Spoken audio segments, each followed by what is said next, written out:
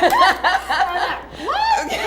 Hello, everybody. We didn't get a countdown, so here we are. Hello, everybody. Welcome to Life Uncommon. We are excited to be here this morning with you all. I am Andrea Rodriguez. And I'm Alita Sharp, and like Andrea said, we are excited to be with you this morning, and I'm excited about the guests that we have with us. Yeah. Mm-hmm. We have two amazing women here with us this morning who we feel will really help add to our conversation as we talk about a very, very important topic that we talk a lot about. Yeah, we've touched on it several times before. Yeah. So I hear Rise and Shine, but then Rise and Shine is that Life Uncommon. But for only people like watch Rise and Shine, that go do not change the channel and stay right there. But this morning, we want to introduce with us on my right, no stranger to us, Mrs. Anna Banner Guy. Anna Banner Guy. She is joining us this morning, and to Alita's right, my left. Her left. Yes. We have Miss Diana Shaw with us this morning, and very excited. You've been on Plus TV before, but it's your first time with us here on Life Uncommon. Yes, yes. It is. And we're very, very glad so to have you welcome, with ladies. us. Thank you very much, Andrea and Thank you. Alita. Thanks for having me. Yes, we enjoyed the invitation. Thank you. Thank you. So today is a topic that we take very seriously here on the show, and I know both of you ladies feel strongly about domestic violence or intimate partner violence, domestic abuse. Those are the different terms that people use. Yeah. We see it all the time in the news, newspaper, Facebook, of all the different things that are taking place, and I don't think it's a topic that we could not talk about, or once you talk about it once it's enough. I think we need to have an ongoing discussion. Yeah. Well, and there are so many different aspects to this topic, and there are so many different ways to cover it. Mm-hmm. You know, and I don't know how much we'll be able to cover today, because it is a huge topic. Yeah. One of the things we've touched on is trying to figure out like what statistics are, and I had asked you like before the show, what are some of the statistics about domestic violence here in Belize? All right, so firstly I should say that when there's a report that's made to the police have a surveillance form that they use, a gender-based surveillance form that they use to collect the information. And that gender-based violence form goes into the Ministry of Health. The epidemiology unit is the unit that collects all the statistics and the data. Okay. Unfortunately, I think that data is not published as much as it should be. Yeah. Okay. So usually it's when people are doing research or there's some presentations that's going on, you can request information from them on the data. The last project that we did last year, the BA1 project, which was a project to address domestic violence, they had provided us with some data on Belize. One, I can say that Belize has had a lot of domestic violence related femicides, which is murder of women. Between 2004 and 2014, a decade, we had 96 women throughout the country who were killed in domestic violence situations. Wow. Since then, of course, we have had more cases. Yeah. Many of those cases were in the Belize district, 43 of them, 20 were in Cayo. So Belize district and the Cayo district are the two leading districts when it comes to domestic violence related deaths. We have had over 1,000 in 2012, the statistics that they showed us. 1,300 and something number of cases that were reported for domestic violence. Wow. Not all of those cases reach to the court, because sometimes the cases are withdrawn. Yeah. And people change their mind because they decide to reconcile or not to pursue prosecutions. But the court system had over 500 cases that they dealt with. And we are seeing now that this is increasing. I just worked last year on a project to do new policies and procedures for the family court. And we did some surveys of the public to see how the court was being used. Okay. And in several of the district courts, I remember Orange Walk and Corozal in particular, domestic violence cases was the #1 use of the court. Wow. So we are seeing and followed close with maintenance. A lot of those cases had to do with maintenance as well. So between maintenance proceedings and domestic violence proceedings, it's almost the main use of the court. Okay. So definitely, this is an issue that it is happening. The Yes. incidence is increasing. The reporting is increasing. Much more needs to be done to educate people on how to get out Yeah. before Yes. it reaches a level where Right. there's physical acts of violence that lead to injuries, where their children are being affected, because Yeah. domestic violence also includes parent and child Exactly. abuse as Yeah. well. Okay. But we focus a lot on the intimate partner Right. Yeah. violence when Right. somebody is in an intimate relationship and the violence is done or perpetrated by the person that they're in a relationship with. Miss Diana, you had mentioned something about 1 in every 5 women. Yes, so there have been some surveys that have been done. One was completed earlier this year trying to ascertain the prevalence of violence against women and the issues that women are being impacted by in Belize. And the survey has shown some very high statistics. About 1 in every 5 women have experienced domestic violence. This is becoming a huge issue for Belize. Yeah. Yes. The issue, the impact on women, the trauma that is causing to children who are exposed Yeah. to that, Yeah. the drain that it is causing to the economy of women who are being removed from productive work because of injuries, the drain on the medical sector, the drain on the court. We're already seeing how the court system is being inundated with these cases, which need more social work Right. intervention Right. than they Right. do court intervention. So it's definitely an issue that needs to be addressed as a very serious issue. Yeah. The police have also indicated that they're seeing more women coming in. We have DV units now in all the districts. There's training that's happening ongoing for police officers, Okay. but more needs to be done. Yeah, Definitely, definitely. And you had mentioned, that you didn't use the word discriminate, but that's what I got from it, that this issue doesn't discriminate. People, high school,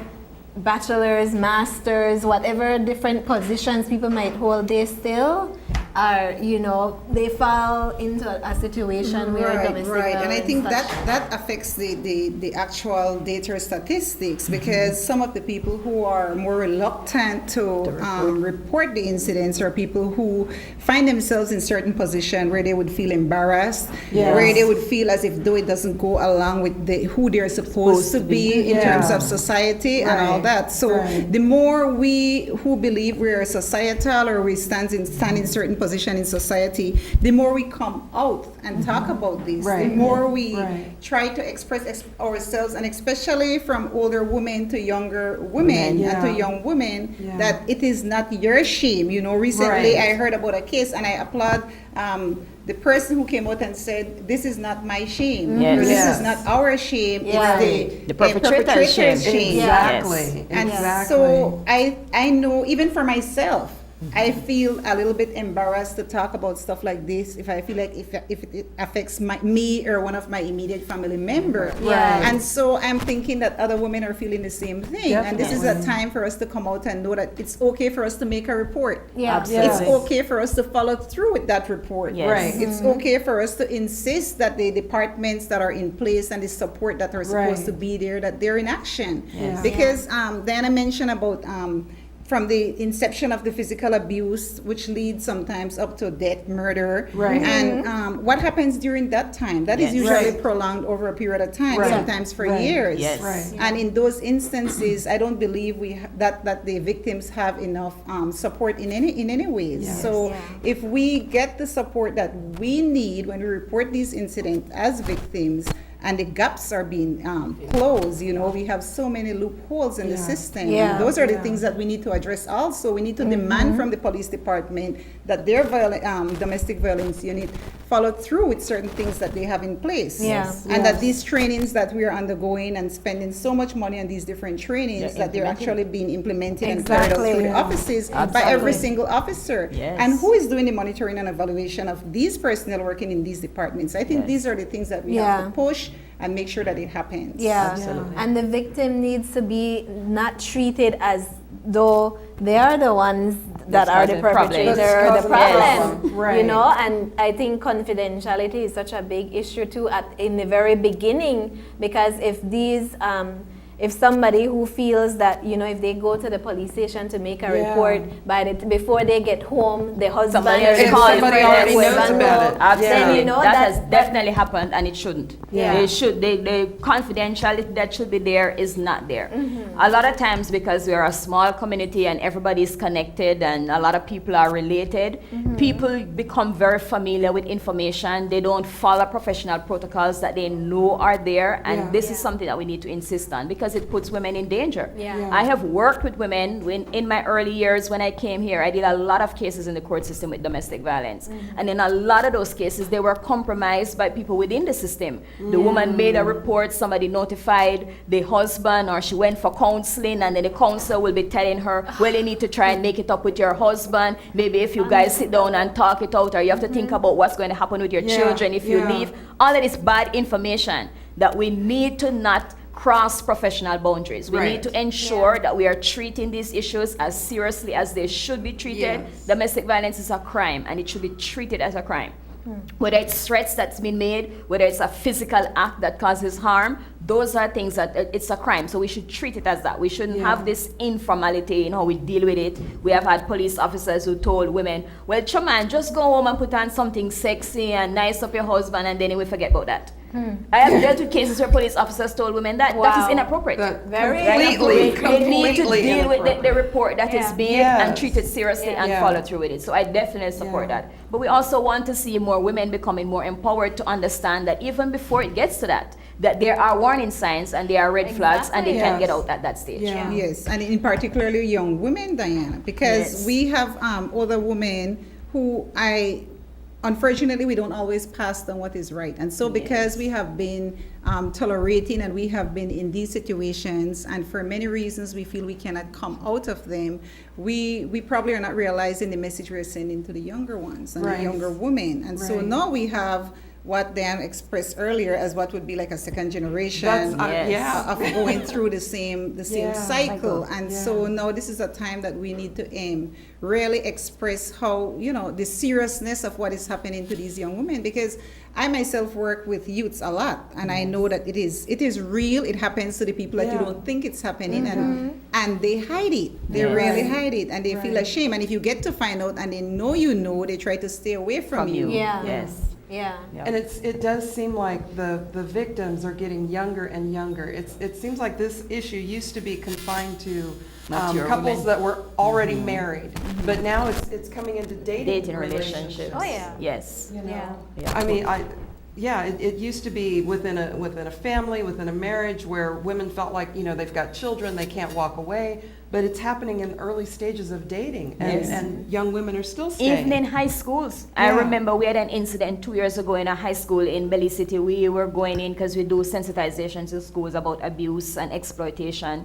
And the morning when we were to go in, it was delayed because a fight broke out between a boy and a girl who were a couple who broke up, and he was angry that she broke up with him, and he came to school to beat her up. Wow. Oh my A fight goodness. broke out in the school that eventually police had to be called and all of that. What's happening with our young people? They are forming dating relationships. They don't have good models that they're using because their parents didn't address these issues with them. There's some of them were in situations where they saw the father abusing the mother or the mother abusing the father. They are carrying this methodology into the relationships that they are now forming. And this is how they are behaving. Now, if we have a dispute, I will punch you. You know, I'm going to send somebody to stab you. This is the thing that we're hearing from young people. We need to go back and we need to talk to people, especially our young women. What are the red flags? What are the things that you need to be watchful of? If you are starting a romantic relationship, you're just getting to know somebody that you feel that you have feelings for, what are things you need to be conscious of? What are the red flags that this person may not be a safe person for you? We need to have these conversations with our young women. We can no longer say, well, they will figure it out. I've heard parents say that. They will figure it out. Goodness. No, they will not figure it out. They'll be punched several times before they figure it out. We need to go back and we need to engage young people, especially. We sometimes are uncomfortable. I've had parents who say to me they're uncomfortable talking to their children about these issues. They experienced it and they have shame about it, so they don't want to bring it up because they don't know how they will address that with their child. But we need to, because they have seen it, so they have already internalized some perspective about it. it looks like we have to take a break. Oh, Yeah. I missed that You cue. missed the cue. All right. Yeah. So we will take a break and we will be right back.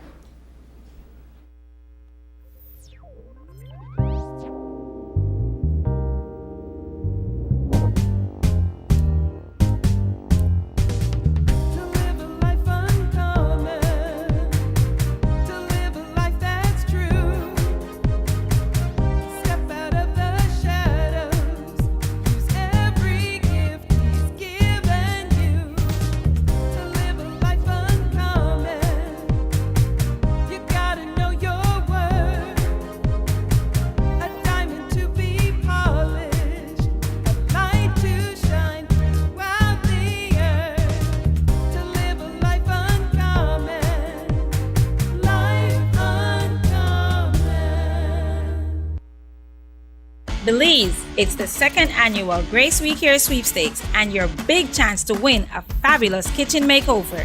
And we mean makeover with a brand new Whirlpool refrigerator, microwave, stove, blender, and dining table set from Quartz Belize. Brand new Moen faucet, sink, floor tiles, and wall tiles, knobs, and hybrid USB surge protectors from Brothers Habet. An LTE touchscreen phone with data and credits from Smart. And if that's not enough, you will get 6 months free groceries from Grace Beverage Center and Grace Strategic Partners. If you don't win our grand prize, don't worry, because you'll have lots more chances to win over 900 instant prizes with our Scratch and Win tickets. The Grace team will be at locations countrywide offering promotions and issuing tickets. The big drawing takes place on September 4th. Don't miss your big chance to win.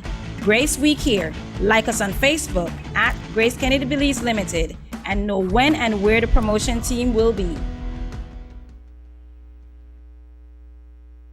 Here are some latest samples from Roots and Honors. Just a glimpse of His glory, just a hint of majesty. Lord, be my hero, my hero. Lord, be my hero, my hero. Come and be my light in my darkest night. Life gives you lemons, make a lemonade. Oh, it's a celebration. Swing balla bing balla billing billing. Swing balla bing balla billing billing. Swing balla bing balla billing billing. We see them giants fall. Swing balla bing balla billing billing. Swing balla bing balla billing. Put your hands up, Belize. We believe in Belize. Put your hands up, Belize. We believe in Belize. Put your hands up, Belize. We believe in Belize. Raise your flags up and win with love, my sweet Belize.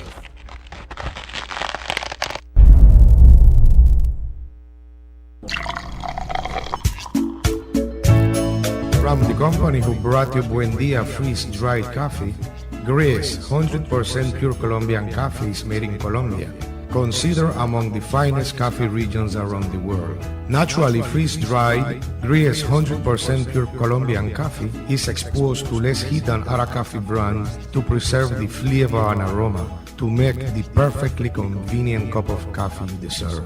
Have a buenos dias with Grace. Recipes, go to gracerecipes.com. It's time for Grace. Grace, bringing good taste to life.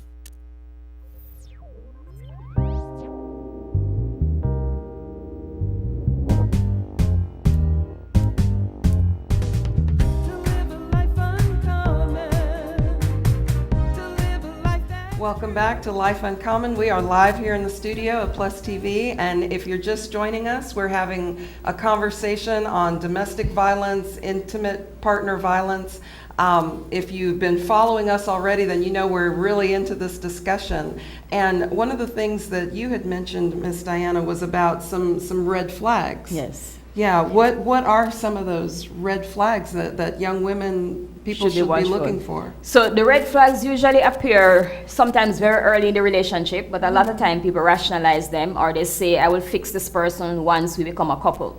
But you need to be looking out for the behavioral cues. Somebody who is very possessive about you, trying to isolate you from friends. I don't like those friends. You can't be hanging out with those people. You and I are a couple now. We should be together. You don't need all of those people. Checking your phone constantly. Want you to text into them to report where you are every 5 minutes. If you don't respond on time, they get angry because you're not keeping communication. Those kinds of things are red flags because it shows you that this person has a controlling personality. And the controlling personality is part of the dynamic of domestic violence. Domestic violence is about power and control. So whenever you have those control dynamics, you have to be careful. It is a red flag that you need to be cautious about deepening this relationship before you can ascertain whether this is a safe person. And then also think about what other people have experienced. If he was in a relationship before where he was domestic violent with somebody, it's very likely that he's going to be abusive with you because he has already learned that this is a way that he can get what he wants and this is a way to communicate his displeasure. So you need to be watchful of that. Don't think that you're going to be that special, unique one who is so beautiful that you won't get hit. A lot of girls make that mistake and they usually end up with marks. I think Anna was adding something to that. I just wanted to add in to the young ladies listening in particular, and women on a whole. A lot of times it can be mistaken in the beginning of the relationship. These same red flags that Diane just explained can be mistaken for love, can be mistaken for he is crazy over me. He always wants to know where I am. He's so concerned. He wants to know the people that I'm talking to. And we look at it as that attention that we are craving for because we do as women, we want the attention from a man. And so be very careful and to know that that is not necessarily always an affection of love, but it's more of controlling, and those are red signs, really. Absolutely. And that's very important to Anna that you said that because a lot of times when we work with young women, we see that they have not had a good pattern for what to look for in a healthy relationship. They don't know what a healthy relationship looks like. When we ask, where do you get information about relationships? The number one thing is media. What they see on reality TV, the relationships that they see on MTV and other shows. Then the second one is their experience with their parents. So the relationships that they see modeled before them. The other one are relationships in the community that they may see at church or at school. But that's down the list from the media and the family influence. So if the media influence is negative, they're seeing a lot of, and we see a lot of that. We have shows now, MTV, with young teenage girls who are in very emotionally compromised relationships, and that is being glorified, that it's okay, you can work through it, and after a while everything will work out, it will become a Cinderella romance. The people don't understand once you're in a domestic violence situation, it's harder to get out. You need to avoid it. We always talk about the prevention and we emphasize that because once you're in it, you become emotionally compromised because now you're emotionally attached to this person who is hurting you. You're conflicted about whether you should leave them or stay to try to fix it. If you have children, that worsens the emotional bond. You may even develop trauma bonds with the person. This person is hurting you, but you feel that if you leave them, it's going to be bad for them. So you feel that you are responsible now for their care. So you have to endure it so that you can help them. That's what we call trauma bonds. That happens over time as domestic violence deepens and your emotional connection to the person deepens. So we always talk about look for the red flags at the beginning and avoid it because the truth is nobody can change somebody else. People have to want to change for themselves. You can support their journey to change, but you cannot change them. And this is probably the number one message that we want to get to young girls. Definitely, because that needs I to be hear repeated this over and over. Many times. You cannot change a man, you cannot change any person. That person have to want to change for themselves. And if they have been in a domestic violence relationship, if they have had that pattern, they can change. But it takes a lot of work, a lot of discipline on their part, not on your part.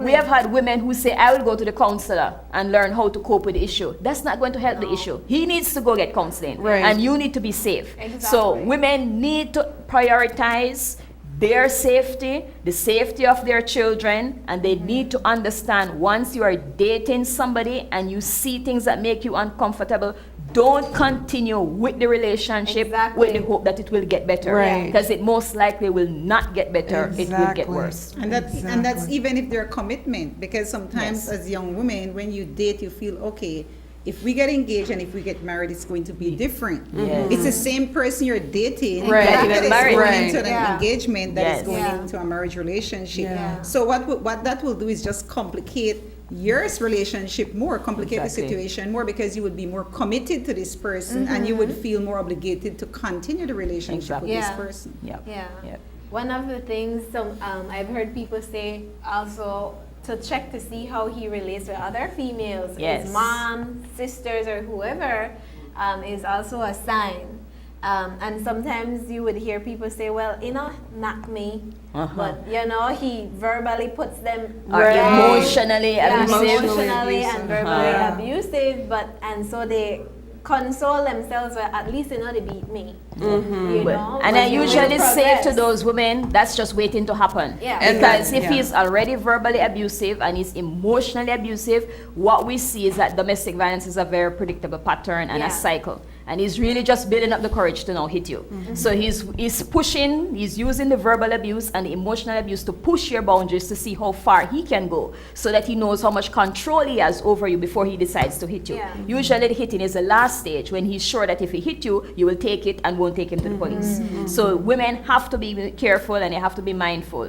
It's not okay to accept emotional abuse or verbal abuse and to think that that won't escalate. Yeah. Domestic violence always escalates. It Yeah. never de-escalates. And another thing too, Andrea, what we could add to that is that not necessarily because that is not toward you. Maybe the abuse in the beginning is not toward you. Maybe Yes. it's toward another person, Yeah. like a sister, a mother, an Yes. ex-girlfriend. Yeah. Maybe the person is being extremely nice to you, Yes. treating you with respect, but then they're disrespecting other females that they have either had a relationship That's with a in the good past. point. Yeah. And so please know that eventually that That will will be come out to you. on you. Yes. So don't take that as a good thing, because often as women we mistake these things. Yeah. We think, Yes. okay, well, I know he loves me because he's talking to her like that, but he wouldn't talk to Yeah. me like that. So Right. I'm the one he loves. Yeah. Be careful, because that is who he is, and that will Yes. come out in your relationship eventually. Yeah, and if you're in a relationship with someone that you're afraid to talk to, or someone that you're afraid to offend, I'm not going to wear this because he'll be jealous. I'm not going to wear this because he'll be upset. Yes. Those are concerns as Yeah. well.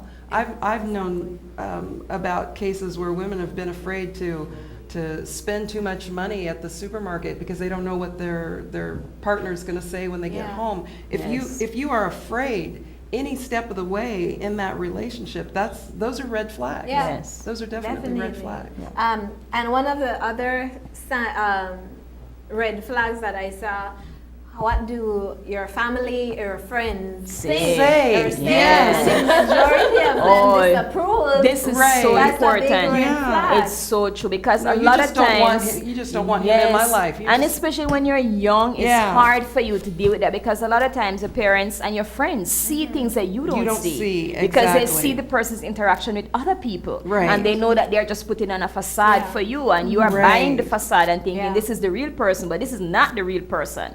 So we have to be careful, and sometimes when you're young, you don't want your parents to tell you who to date, because they feel like they're trying to choose somebody that they can control, or they're trying to interfere in your life, so you want to be rebellious. But this is an issue where we really want young women to understand that experience helps, that when other people are saying the same thing about Yes. somebody, Exactly. Yeah. stop and think about that. Yeah. Say to yourself, maybe I need to think about this some more. Maybe I shouldn't go all in, and I should really step back, because this may not be safe. Yeah, We do your really research. need to do that. We really Yeah. need to do that as young women. I did my research. Before I married my husband, I did my research. I asked the Yeah. people that he hung out with and other people, and even my mom too. She asked around and we got good reviews, and so we moved forward. And with take that. the person you're dating around your friends, Yeah. Yes. Make sure So that people it's can someone that see you them can in take other to wherever it is settings. that you Yeah. go. And Yeah. Well, I remember any time I went out on a date with somebody or was going to, my mother would say, "Well, what's his mother's name? What's his Yes. father's name?" I Yeah. mean, she would want to know Yeah. about Exactly. everybody. Yeah.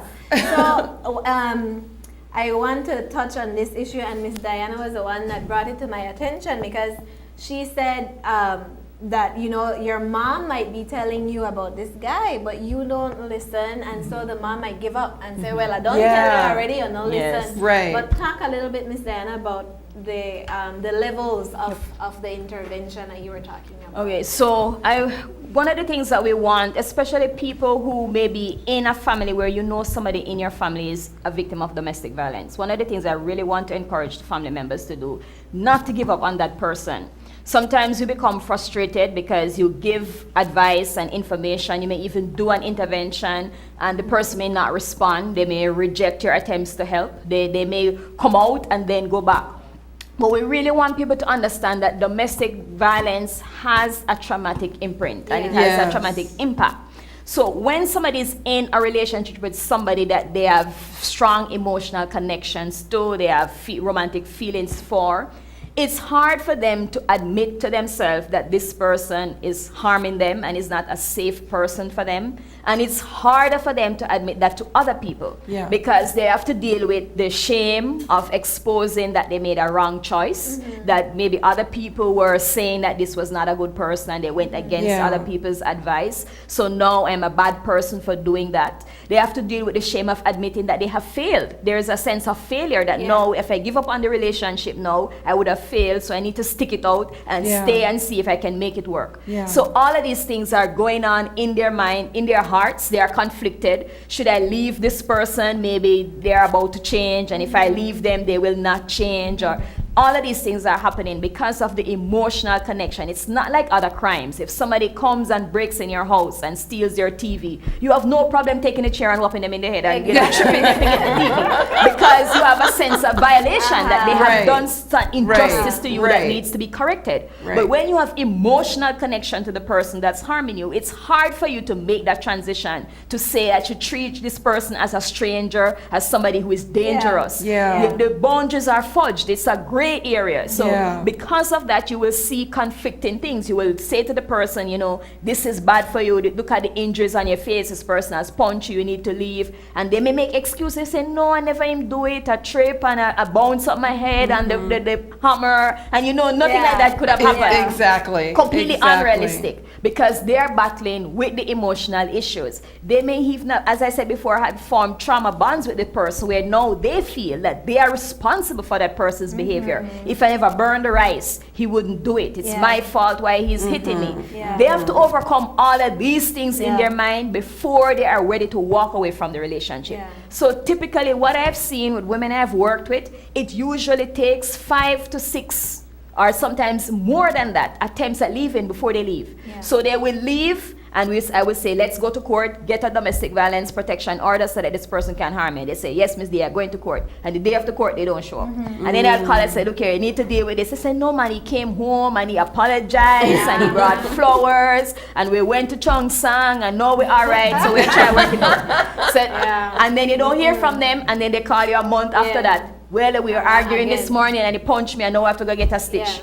I say, okay, I talked to you about this already. We need to go to court. You need to get a protection order. We can get maintenance orders to deal with your children. You need to do this. And I say, okay, I will do it this time. And they go on and make the report, and then the day of the hearing, they said to the judge, I don't want to do it. We have reconciled, and we're going to work it out. And the judges, which I think is kind of a mistake, usually almost all the time will say, okay, well, go and work it out.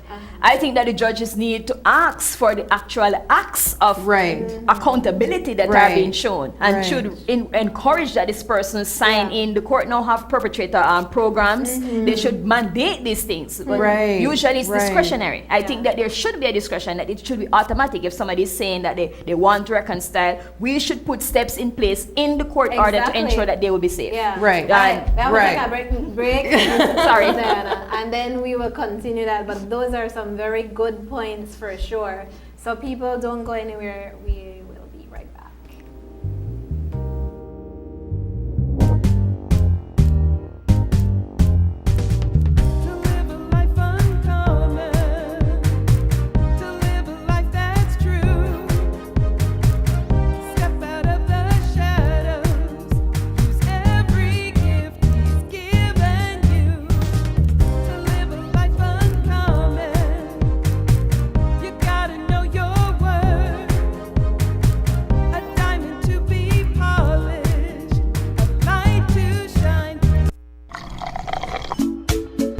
Desde Colombia y de la compañía que produjo Café Buen Día, presentamos Gris, 100% puro café colombiano, elaborado en una de las mejores regiones cafetaleras del mundo.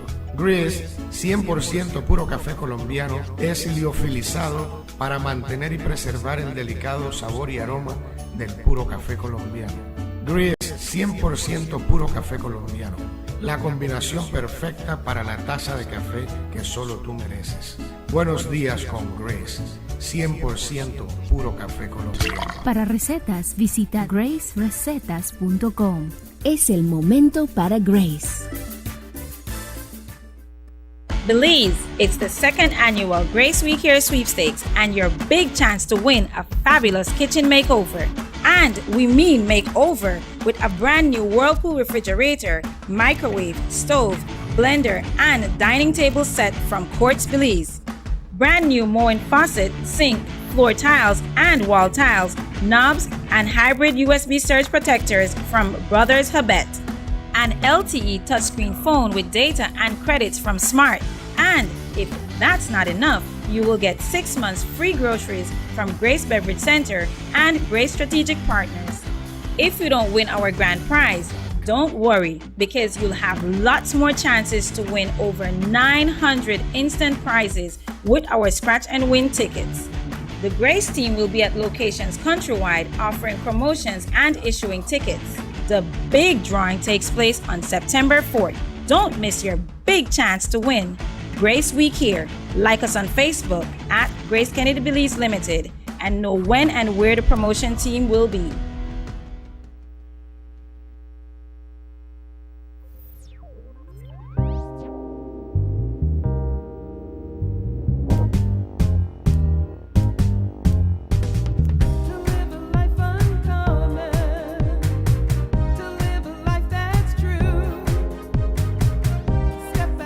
Everybody, welcome back to Life Uncommon.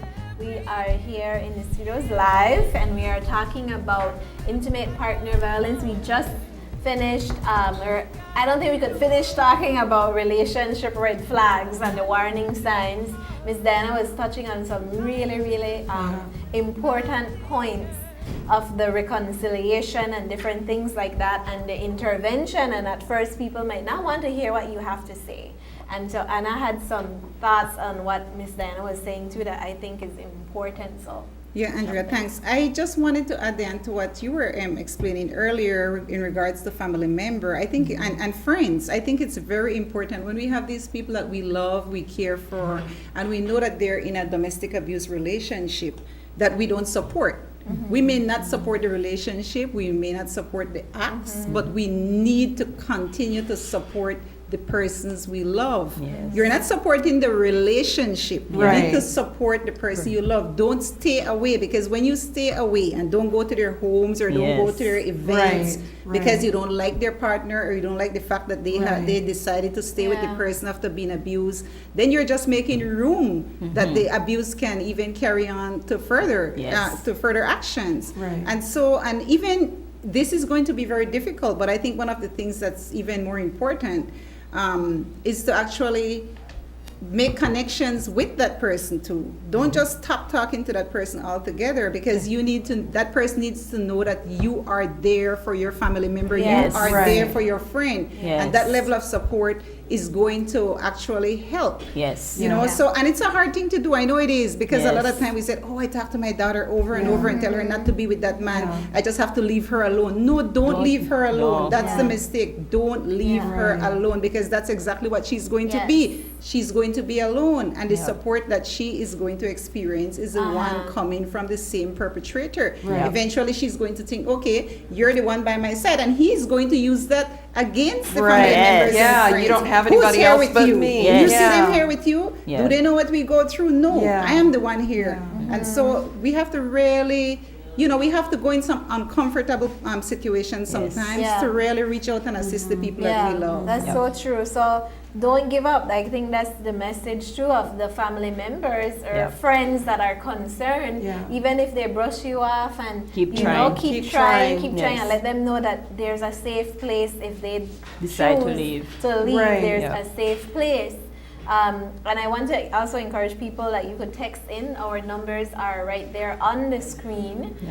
You could also call in and share, your thoughts on this issue as well. We would love to hear from you, because this is something that all of us need to be talking about and also taking action and helping as much as possible, because yes, your relationship might be good, but what about your neighbor, or what about your daughter or cousin or somebody? I think all of us know somebody. If it's 1 in 5, we all know more than one person who is involved in a situation like this.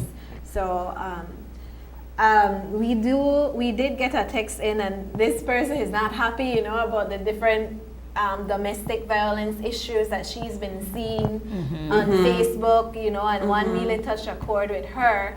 And so she was like, I would be in jail if that was my daughter. I won't read all of it, but that's basically, she's very upset. And I want people to be upset. I want people to be upset. But I want people to be more than upset. Yeah. And like what Miss Diana was saying, we all have to start speaking up and doing something. Yeah, Andrea, and we can't be upset at that point when the abuse escalate to the level where it seems like it's out of control. Exactly. Let's We deal with need it to from be the red upset flags.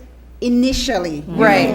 I mean, my oldest daughter, she's married, and I told my son-in-law straight in the face. And I think as family members, we have to be able to be brave and bold enough to confront people who we know are in relationship with people that we love, and we feel as if though that could be a problem. And we have to tell them, you know what, this person means a whole lot to me. I respect the relationship that you share with him or her, but know that I will be right here present. I will be ever present. And my daughter will not be living in an abusive situation. And I think if all mothers and parents, and even if the person is your friend, you have different relationships out there. It's not necessarily only parent to child. And so we have to stand up for each other. I truly believe that love conquers all. And I think we have to put that love into action. Well, and I think that what you're saying also goes for, you were talking about your daughter with your son-in-law.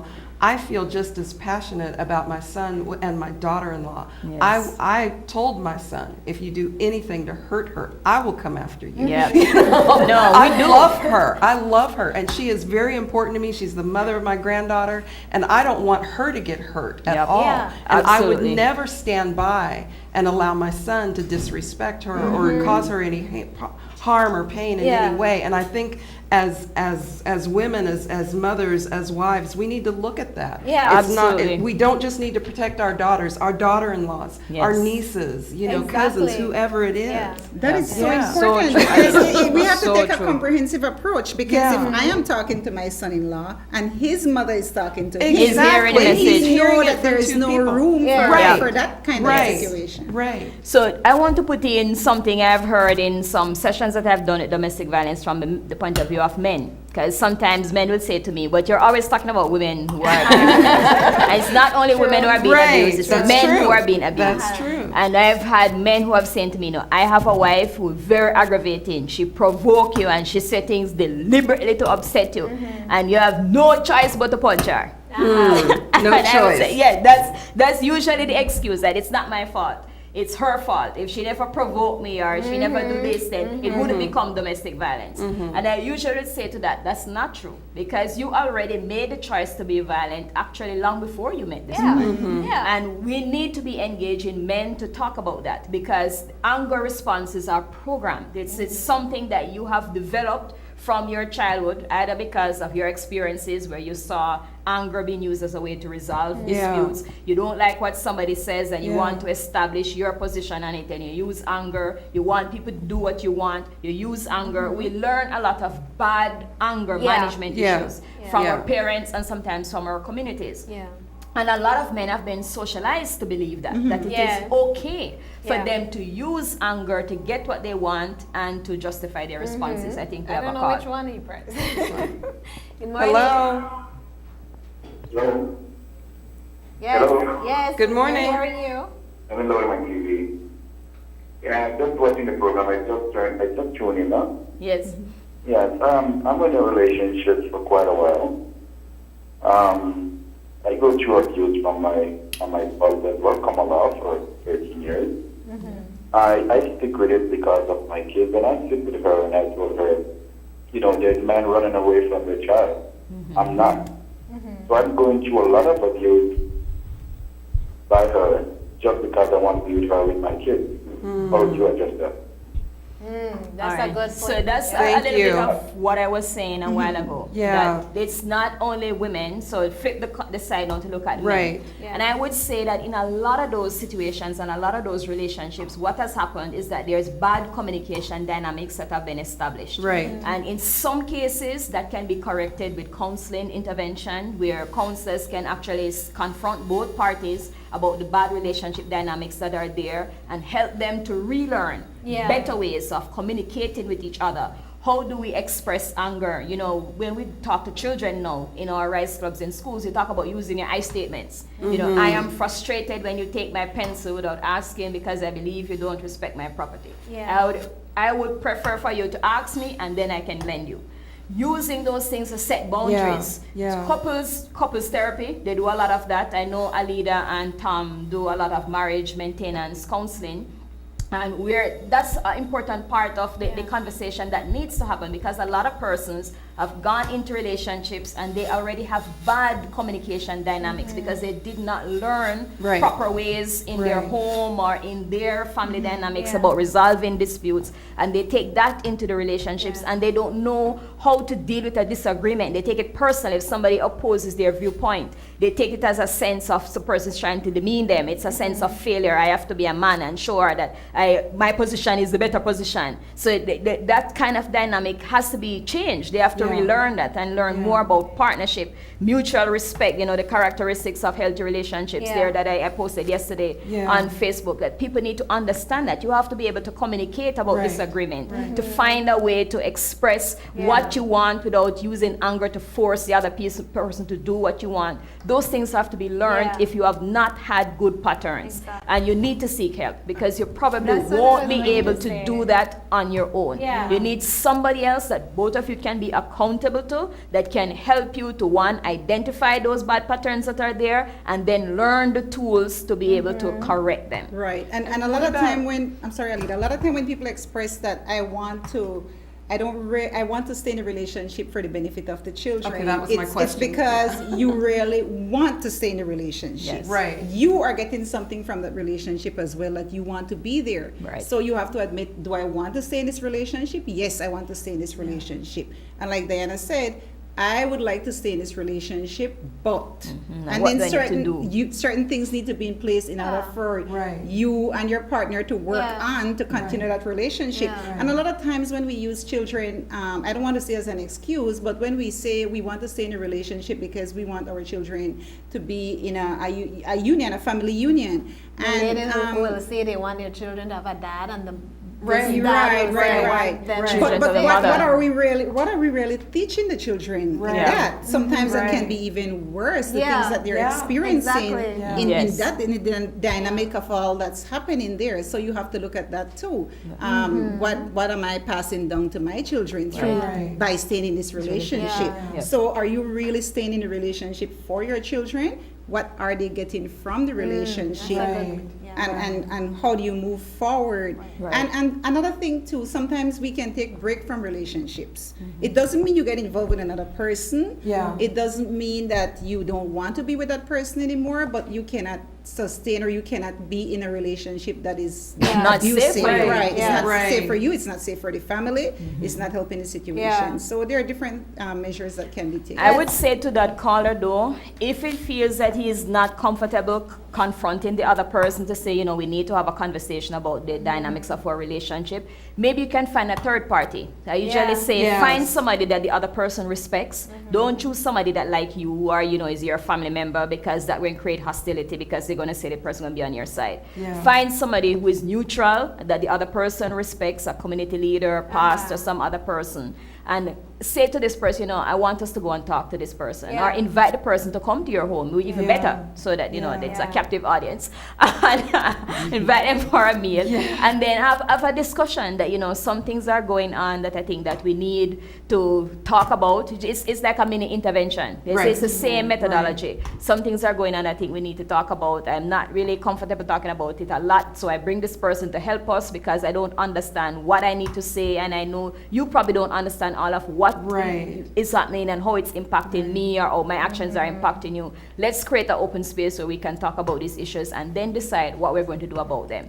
So if you do that and the person is still not willing to address it, that should be a red flag for you that maybe this relationship is not going to be saved, because maybe you have feelings that are not being returned. Yeah. Maybe you have a love for this person that's not there, and if they're not willing to work on the relationship, there is no way you can save the relationship by yourself. Yeah. So you have to use that as a way to see how open the person is to really working on the issues, and if that is not coming back to you, then you need to sit down and say, you know what, I may need to decide how will I get out of this, or will I take a break from this, or if there are children involved, what steps do I need to take to ensure that I will have communication with my kids even when I separate from this person. I may need to go get a court order. If it's a common law spouse, then the wife would have the prior right, so he needs to ensure that his name is on the birth certificate for the children, and then if he's leaving, he should get legal advice and get a family court order so that he can get visitation access to the children, or even a shared custody if she's been abusive to the children. Yeah, we'll just continue because how long do we have?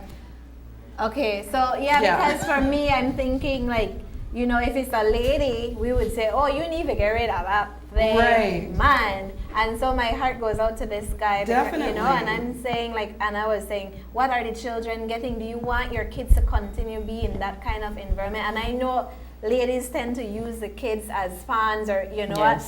You know, if you leave me, now and that's wrong. And I know he has some legitimate or valid concerns. So, but I would do like what Miss Diana was suggesting: get legal advice, some help, get some advice, counseling, try the different things, and if your life is not in danger. You know, if your life is in danger, you need to leave now. You need to go now. Yes. I want to read this text. It says, thank you for a wonderful and educated program. I lived in an abusive relationship till my mother-in-law stepped in and helped me make my husband go to therapy. Now we are enjoying our newborn son. Sounds great. So see, it helps when the mother-in-law and the moms and other people get involved. The support is very important. But the reality is that we have a lot of work to do, because all that support is not just sitting there. No. There are not necessarily doors waiting for us to knock on it when we need this extra support. Even in physically going out, like for example, going to make a report at the police station, there are not enough interventions in terms of following up and making sure that the victims or the perpetrator get the help that they need. Because a lot of times people want to continue their relationship. It's not that they want to stop their relationship, but they need help. The perpetrators need help too. You know, not necessarily just to be jailed, but they need help. And exactly, because jail really solve the problem. They really receive rehabilitation there. Exactly. And many times children are involved, and sometimes teenage children are involved. And so that's a lot for me to decide to take my 18-year-old son, dad, so to speak, to the police and so on, take him through the court, and the children also suffer in that process. So many interventions are needed, and much support is also needed, and it's not always readily available. You know, for us to say, oh, get some counseling and get some legal help and get some of this, it's not always there. So it's for us to try. But some is there, though. Some is there. So I would want to highlight, one, there's a legal aid office in Belize City. The number is in the phone book, and they give free legal advice. And if you're going to the family court, they will represent you for domestic violence or family court proceedings. It's a much reduced fee than what you would pay for an attorney if you can't afford a private attorney.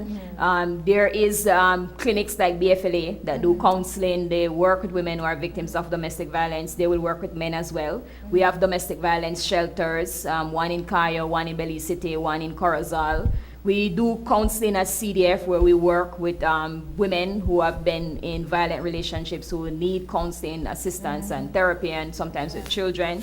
The Department of Human Services works with children, and the Women's Department has a program that they do for women who are victims of domestic violence to help. They can find you a safe house or a safe place. They can also help if you need for your children to be relocated to another community and you need transcripts for schools. If your husband destroy your birth certificate and burn your passport, they can help with those kinds of things. So there is some help available.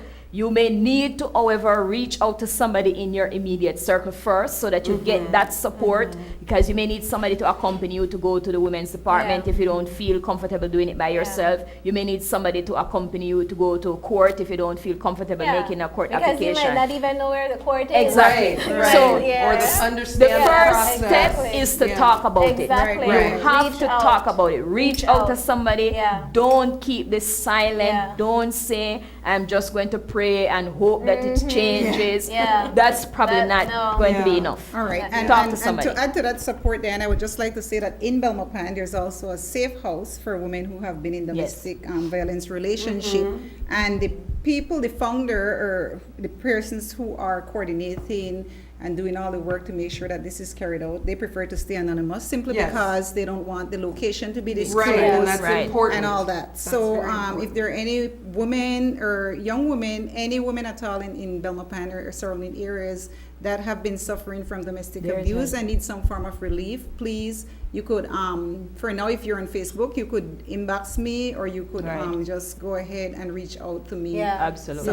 Text the number here. We always monitor the text that comes into the show. They remain confidential as well, and we can pass it on to Anna. So please do that, because we have to start reaching out people. Reach out to somebody. Talk to somebody. This is free service, free shelter. Exactly. We have to stop. We have to break that thing of, well, I know how people know my business. No. Because the people are you need the right person to know. That's exactly right. You need the right people to know. You shouldn't go and disclose it to your neighbor and everybody in the community. But you need to talk to somebody. So find the right people, get support. Facebook, Andrea, Alida, myself, or Anna, talk to somebody. There is help that you can get. We did get another text I want to read real quick. It says, we do a very poor job of teaching young boys how to identify and express emotions, problem solve, and how to treat women with respect.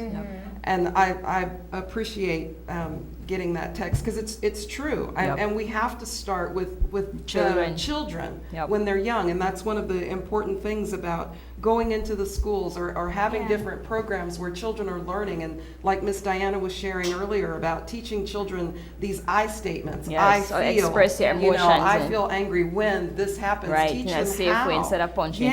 Because I mean there are better ways to express yourself than to break a bottle and then use that on somebody, or to shove somebody, or to push. There are so many other ways to express yourself. But if a child is not taught how to express themselves, they don't know. I think informal mentorship is one of the key things, because a lot of times people feel like they have to go through some kind of formality. Whoever in your circle. Whoever is in your circle, you try and your neighbor's son, they may not have a dad present, and you're a man. Get involved. Get involved and try to mentor that child. It's so important, the roles that moms play, or maybe you're an aunt and you have a nephew. Because if we could get them early, it will be a big deal. Like, I have daughters and I want my daughters to find good men. Absolutely. And I have a son that I want to be a good man to somebody's daughter as well. So we all have to do this. We have to stop protecting. Like, I really like the text where the lady said about her mother-in-law stepping in. So if mother-in-laws, moms, make your sons accountable. Make your son, you yourself, like Alida said, I would turn in my son. If you have to do that, do not be protecting your sons. If you know they're beating up their girlfriends or wife, do not turn the other way and step in, because you are the mom. And don't make excuses for them when they have bad behavior. That doesn't teach them how to behave appropriately. Don't make excuses for somebody like that. And get riled up on that one. I know. But we have to go. We're out of time. So I want to ask Ms. Diana if you have any last things you want to say, and then Anna, and then we'll